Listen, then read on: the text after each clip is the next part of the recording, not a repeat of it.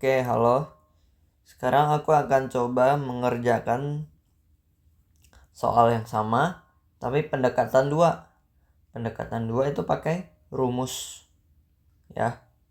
Ini langkah-langkahnya aku udah bikin semudah mungkin. Ya. Caranya bikin timeline. Timeline yang ini nurut soal aja. Oke. Terus periksa kasus. Kan ada 2 kasus ya. Ada yang PP-nya kurang dari ICP atau PP-nya lebih dari ICP. Oke, kemudian cari K jumlah ICP dalam satu PP, N itu durasi anuitas dalam ICP, J itu suku bunga efektif, terus N per K. Terus kamu bikin timeline baru. Nah, timeline barunya udah aku bikinin template-nya ini. Ini gampang ya, nanti tinggal isi-isi kalau kamu udah ketemu N sama K-nya. Oke? Setelah bikin timeline baru, pakai rumus terkait sesuai ditanyakan soal. Kalau misalnya pembayarannya berjenis anuitas akhir, ditanyakan berapa accumulated value-nya. Kalau akhir accumulated value berarti apa? Annuity kan due itu awal, immediate akhir.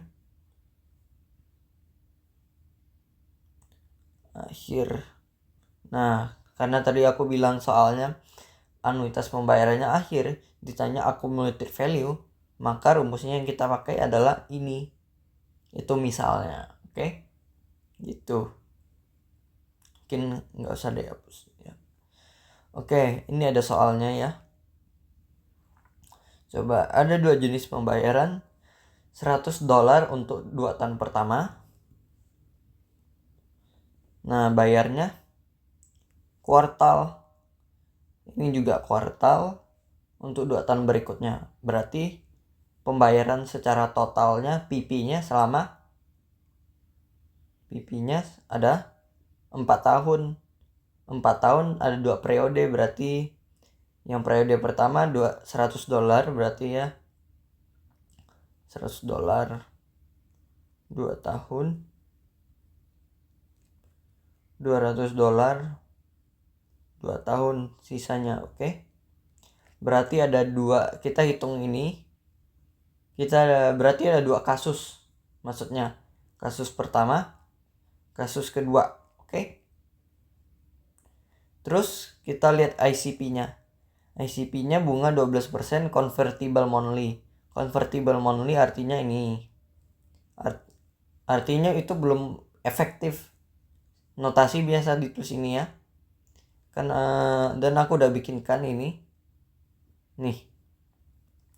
Ini convertible annually, convertible monthly per bulan. Ini convertible semi annually. Semi itu kan setengah ya. Yang ini convertible quarterly Q. Oke. Masing-masing punya efektifnya ini. Oke. Nah, untuk pendekatan 2 pakai rumus, itu enaknya kita tidak perlu menggunakan seperti pendekatan 1, yaitu menyamakan frekuensi periodenya antara PP sama ICP-nya. Misalnya PP-nya tahunan, ICP-nya kuartal. Otomatis ICP-nya kamu harus menyamakan kuartal ke tahunan mengikuti PP-nya, ICP-nya tadi. Oke? Nah, kalau yang ini nggak usah. Ini hanya butuh suku bunga efektif. Oke? Itu dia. Aku notasikan J. Karena J juga notasi efektifnya. Biar gak tabrak sama I. Oke? Ya udah, kita mulai. 1. Bikin timeline menurut soal. Oke. Kita bikin timeline.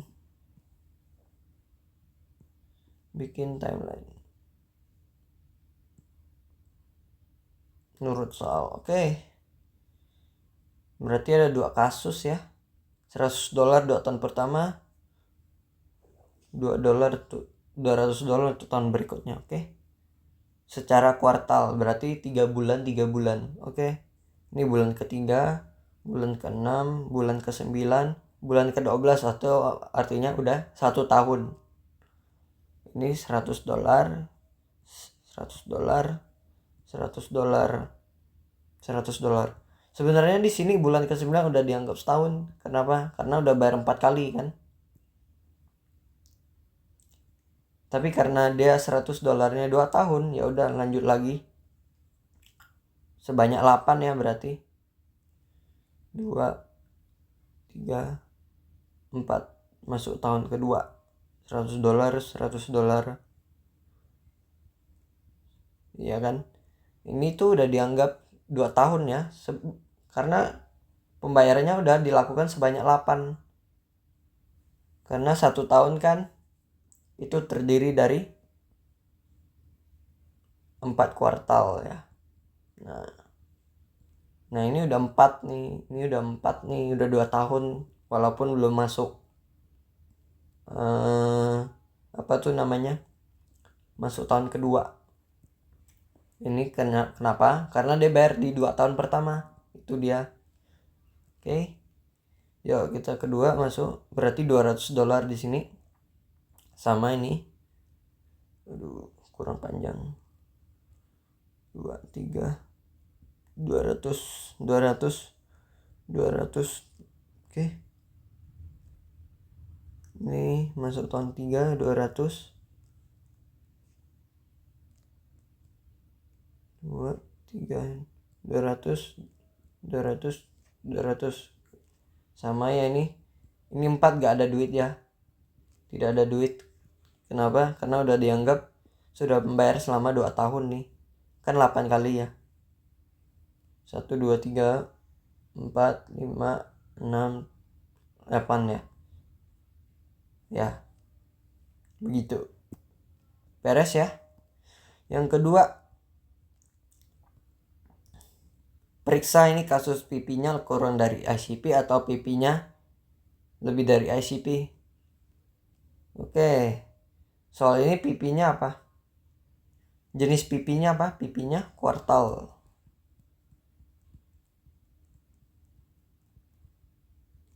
ICP-nya monthly, bulanan.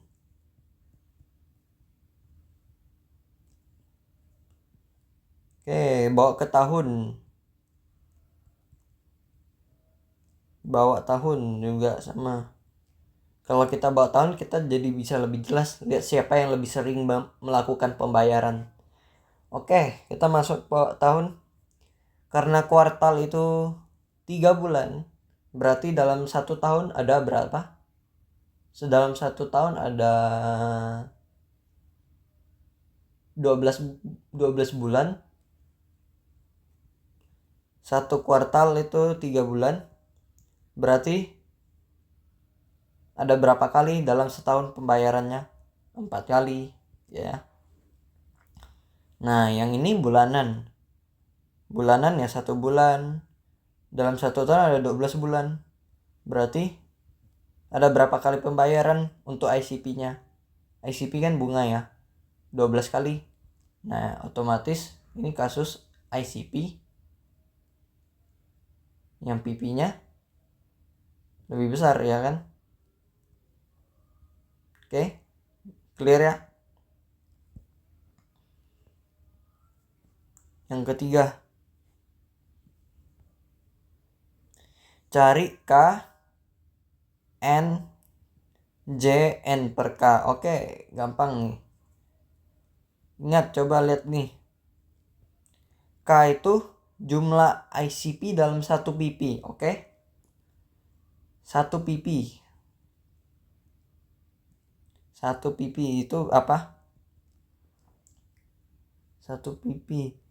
PP-nya kan kuartal ya. Oke. Kuartal itu berapa? 3 bulan. Ditanya karena K itu adalah jumlah ICP dalam 1 PP. ICP-nya kan bulanan. bulanan berarti 1 bulan. Ya udah, ICP-nya kan 1 bulan. Lihat ya, 1 bulan berarti jumlah ICP-nya berapa? 1. 2 bulan ICP, masuk ke bulan kedua, ICP-nya udah 2 kali kan, 2 kali bayar. 3 bulan 3. Nah, katanya banyaknya ICP dalam 1 PP. Karena 1 PP-nya ada 3 bulan. Berarti masuk akal dong. Berarti kita harus ikutin juga 3 bulan, nurutin. Karena ada 3 bulan. Berarti sama aja ICP-nya udah dapat berapa kali? 3 kali. Berarti K-nya 3. Oke. Ngerti ya? 4. Kita masuk keempat lagi. Kita nentuin N. N itu durasi anuitas dalam ICP. Karena aku bagi 2 kasus, ada 2 tahun, ada 2 tahun. Oke. Kasus 1 durasinya berapa? 2 tahun kan? Nah, karena 2 tahun berarti N-nya berapa? Nah, lihat dulu nih. Durasi anuitas dalam ICP. Coba maksudnya gimana? ICP-nya tadi apa? Bulanan ya tuh. Bulanan. 1 bulan. Oke. Dalam 1 bulan sudah dapat ICP 1 biji. 2 bulan 2 biji. Kalau 1 tahun berarti 12 bulan ya. Itu udah dapat 12 ICP, 12 pembayaran. Pembayaran jenis apa? Bunga, kan ICP bunga ya. Masuk sampai bulan ke-24. 24 bulan sudah berapa ICP? Pembayaran bunga. 24 ya. Nah, 2 tahun itu adalah 24 bulan. Maka N-nya itu berapa? 24. Nah, ngerti ya? Oke. Karena ini kita masuk ke kasus 2. Ada 2 kasus. Kasus 2 juga berapa tahun? 2 tahun. 24 bulan. Nah, sama juga ya, melakukan yang hal sama. Berarti ini N1, N untuk kasus 1, N2-nya 24. Oke. Ngerti ya? Sekarang cari suku bunga efektif. Gampang. Suku bunga efektif.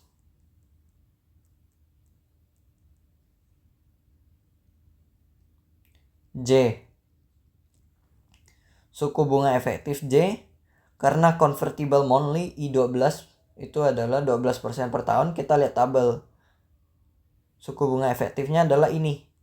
Ya udah, J-nya tinggal bagi 12. Itu adalah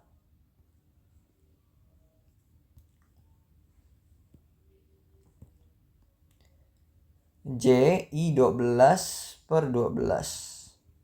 Itu adalah suku bunganya kan 12%-nya. Iya, per tahun berarti bagi 12, 1% jadinya. Oke, ngerti ya?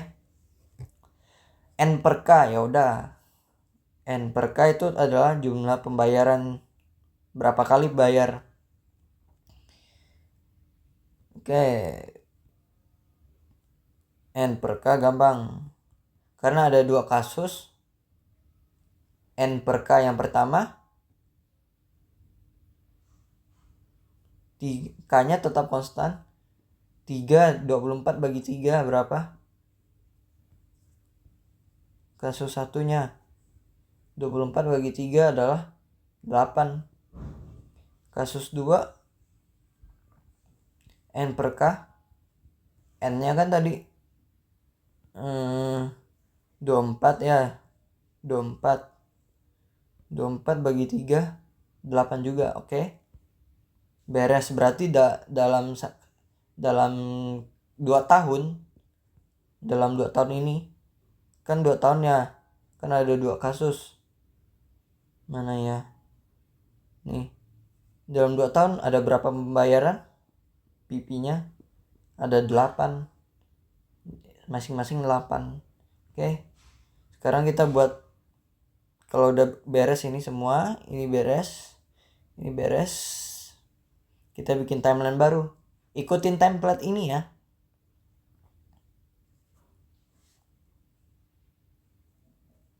Tutup. Oke. Bikin timeline baru.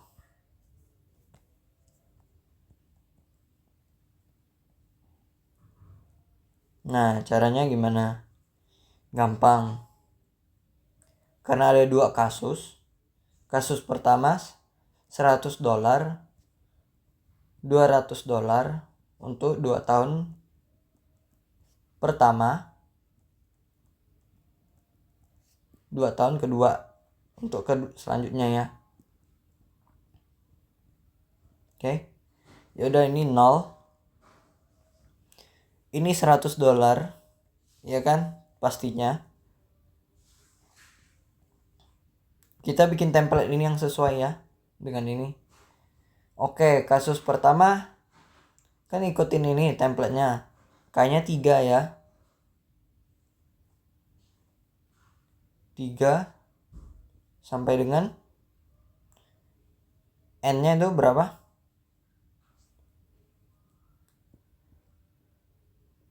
Untuk yang pertama itu 1 bulan. 1 bulan yang ini kan kasus 1 $100 ini. Ini $200. N-nya. Ini N-nya. N1. Kita udah dapetin 24 ya. Berarti N-nya di sini untuk kasus pertama itu sampai 24. Oke, berarti masing-masing $100. $100.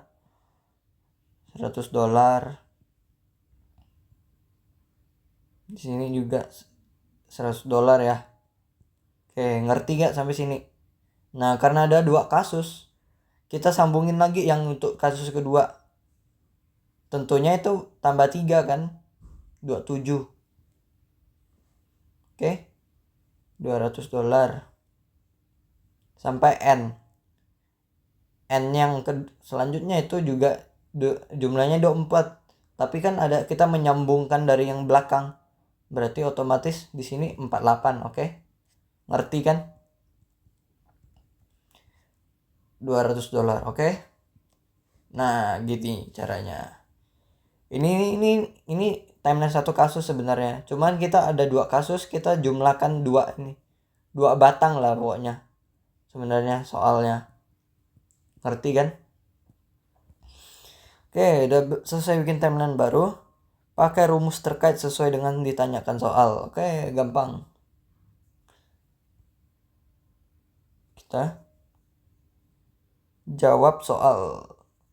Jawab soal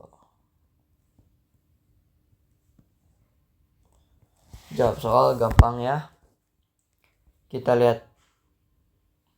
Tentukan AV di akhir tahun keempat. Oke. AV akhir tahun keempat, di akhir tahun keempat. Nah, ingat pembayarannya jenis apa? Kuartal tahun pertama, berarti due kan? Karena di 0 udah ada duit. Oke. Kita pakai rumusnya yang due. Due awal berarti AV, berarti ini rumusnya yang terkait. Oke. Kita tulis dulu rumusnya. AV sama dengan SN dibagi AK. Ini rumusnya nih. Oke. Nah, kalau udah punya rumus gampang. Oh iya, kan tadi aku bilang ceritanya aku bagi 2 kasus. $100, $200. Berarti AV-nya ada 2 kasus juga. Berarti AV yang 1 tambah AV 2 kan? Ya kan? Ini dia. Oke, bisa dong. Dituliskan dulu AV-nya karena kita pecah 2 kasus harus konsisten ya. AV 1 tambah AV 2. Nah, beres. Oke, AV 1 yang $100 dulu deh. Sorry, $100 ini. Nah, yuk. Duitnya berapa? 100. Pastinya ya. 100 kali SN. N-nya berapa untuk kasus pertama? Kasus 1 ini N-nya berapa? Kita sudah hitung kan tadi. N-nya N1 itu adalah 24. Oke? 24. K-nya konsisten aja nih. K-nya itu 3. Oke. Ya udah, masukin rumus. SN-nya itu berarti 24. AK-nya A-nya itu 3. Ya, oke. Beres. Nah, tapi di sini ada permasalahan. Ingat, kan diakumulasi duit ini kok terkumpul jadi satu ini, 1 biji. Tentunya dia nggak langsung tarik dong duitnya si orang ini. Duitnya dia biarkan tumbuh berkembang sampai 2 tahun terakhir. Ya udah bertumbuh terus dengan bunga. Sebanyak berapa sini? Sampai 48 sisanya. Sini ada 24 lagi sisanya. Berarti dia ditumbuh oleh bunga. Bunganya tuh J kan? Pangkat 24. Ya, ngerti? Oke, gua hapus ya biar bersih. Terus tambah lagi yang kasus 2 nih. Kasus 2 yang ini. AV2 kita hitung. AV2 itu modalnya 200. Pakai rumus ini SN per AK. SN per AK. S angle per AK. A angle K. Nah, K-nya di kasus ini 3 ya. Sama juga. S-nya berapa? N-nya maksudnya. N-nya itu 27 sampai 48. Ada 24 juga. Nah, beres. Tinggal kita hitung aja. J-nya udah dapat ya tadi. J-nya apa tadi? 1%.